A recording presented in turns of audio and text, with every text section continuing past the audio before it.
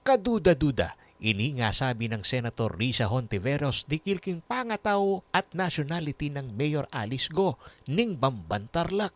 Alala kasing akit a school record ning local chief executive ami sa sangkot ngeni king illegal operasyon dareng Philippine Offshore Gaming Operation o POGO keng Karelang Balen. Ah, kung maalala ko po, wala rin po kasi siyang grades. Andun lang po siya sa amin everyday po na after po ng work, siya po yung nagtuturo po sa akin. Kinilala ba ng DepEd yung pagtapos nyo sa high school sa pag-tutor ni Teacher Rubelin? Your Honor, hindi ko po alam. Ever since po si Teacher Rubilin lang po yung nagturo po sa akin. Pero nung nagtapos kayo sa high school, may diploma kayo? Wala po. Aparti pa kanini, makapagtaka mo naman kano amira sa 17 years old igo. Bayo ya pa may rehistro in kayang birth certificate keng Philippine Statistics Authority o PSA. Kaduda-duda na naman, sabi niya homeschooled siya, elementary hanggang high school, pero hindi niya masabi yung homeschool provider. Sorry na lang, naging homeschool parent din ako, kaya alam ko ang bawat estudyante at magulang na nag-homeschool ay meron kaming homeschool provider. So bakit hindi niya alam? Ang nasabi lang niya ay pangalan ng kanyang tutor. Nagkamali pa nga na tutor daw. Sa homeschooling nga, magulang ang pangunahing nag-homeschool. Tapos delayed ang registration ng kanyang birth. So bukod sa walang hospital record of birth, dahil sa bahay daw siya ipinanganak, na hindi naman niya masabi saan yung bahay na iyon, kung saan sila ipinanganak, ang registration of birth niya sa ating PSA ay 17 years late. Dahil 1986 sila di umano ipinanganak, registered ang birth noong 2003. So, pending pa rin yung tanong ko sa kanila, bakit? Agpangkang Hontiveros, nasa na ning Senate investigation na pakibaluan ing relasyon ng ko kareng Chinese nationals as stockholder ning Baofu Land Development Incorporated nung no ka rin maragulya naman kanu share sing alkalde. Keng Baofu compound niya mayayakit ing Pogo establishment a married anyang Marso pauli na ning pangasangkot keng love scam at human trafficking. Maaari rin nating mas tuklasin pa sa mga susunod na hearing.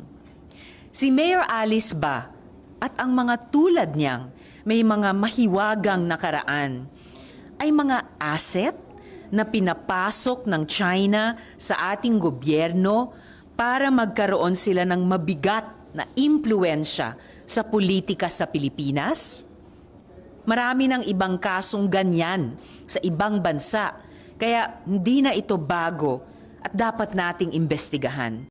At tatanda ng anyang February 2023, minuna ning inoperate ning PNP Criminal Investigation and Detection Group o CIDG ing Hongsheng Gaming Technology Incorporated, amayakit din keng Baofu Compound. At keng letter of no objection o lono ning sangguniang bayan ning Bamban para keng mesabing Pogo establishment, mayakit ay go ing makalagyong aplikante keni anyang eya pamanungkulan keng Balen.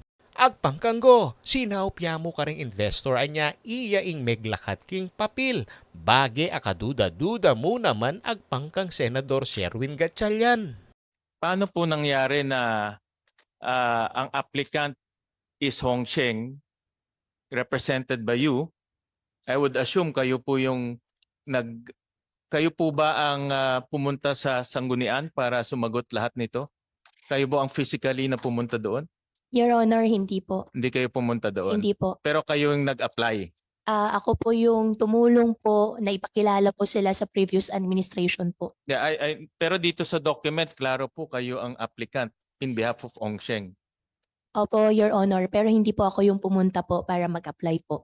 Pero anong relationship niyo between you and Hongsheng? Anong formal relationship po ninyo? Your Honor, wala po kami relationship po. Wala kayong formal relationship. Wala po. But yung resolution, nakasulat dito kayong applicant at binibigyan ng lono ang Hongsheng. No?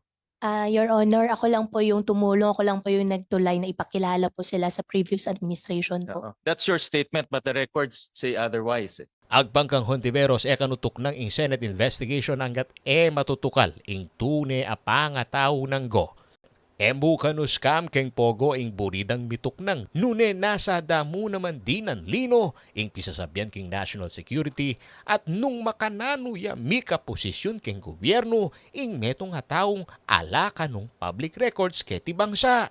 Level up yon sa mga kaso ng mga dayuhan dito man sa Pilipinas o sa ibang bansa na nakakapakinabang sa mga karapatan at benepisyo, social protections na dapat ay para sa Pilipino o di kaya ay under false pretenses bilang mga di umanong Pilipino gumagawa ng mga krimen o illegal na activities dito o sa ibang bansa gamit yung mga sagrado nating dokumento ng identification at miyembro sa iba't ibang institusyon bilang mga Pilipino.